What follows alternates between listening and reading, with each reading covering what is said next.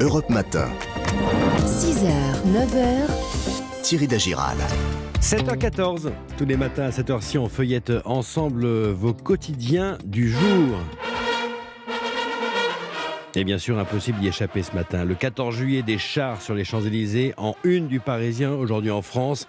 Un défilé de temps de guerre. L'OTAN et l'Union européenne seront ce matin au cœur de ce défilé. Des porte-drapeaux de 9 États voisins marcheront sur l'avenue parisienne.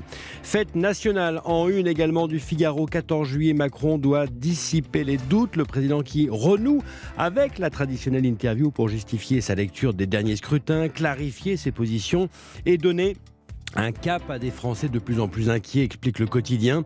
Et ce sondage, encore en une du Figaro, face à la montée des périls, l'armée jouit d'une cote de popularité record avec 87% d'avis positifs selon une enquête Odoxa. Et puis rien que pour le titre, pour le plaisir de ce titre, la une de Libération, on y voit le prince héritier saoudien Mohamed Ben Salman tout sourire. Joe Biden le rencontrera demain en Arabie Saoudite et ce malgré sa promesse d'en faire un paria après l'assassinat du journaliste Jamal Khashoggi, assassiné en 2018. Mais voilà, ce retour en grâce est dicté par les tensions sur le marché mondial de l'énergie, bien sûr.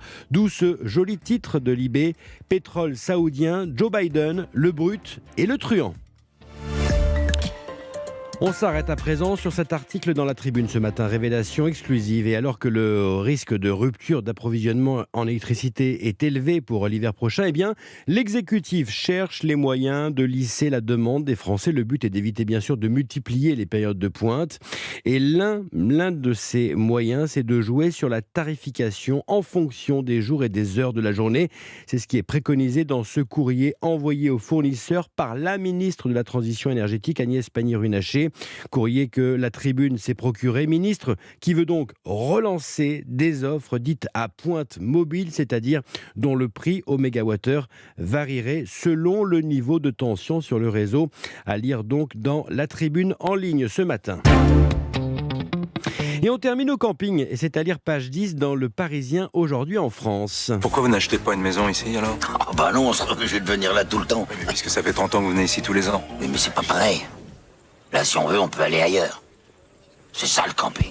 Voilà, et dans ce camping, pas de Claude Brasseur, pas de Gérard Lanvin ou de Franck Dubosc. Non, juste des profs, et que des profs. C'est à la Croix-Valmer, dans le Var, un camping simple à des prix modiques, mais il y a une contrepartie. Ils doivent participer à l'entretien, à la gestion des terrains.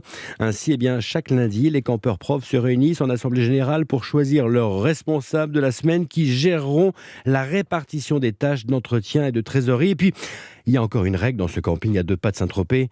On laisse les élèves à l'entrée. Il est strictement interdit de parler de nos bahuts, explique David, il est prof de PS. Interdit également de parler du nouveau ministre. Interdit de parler des résultats du baccalauréat. Et interdit également de parler de la revalorisation salariale espérée. Vacances, j'oublie tout au camping des profs. C'est donc à lire ce matin, page 10 du Parisien, aujourd'hui en France.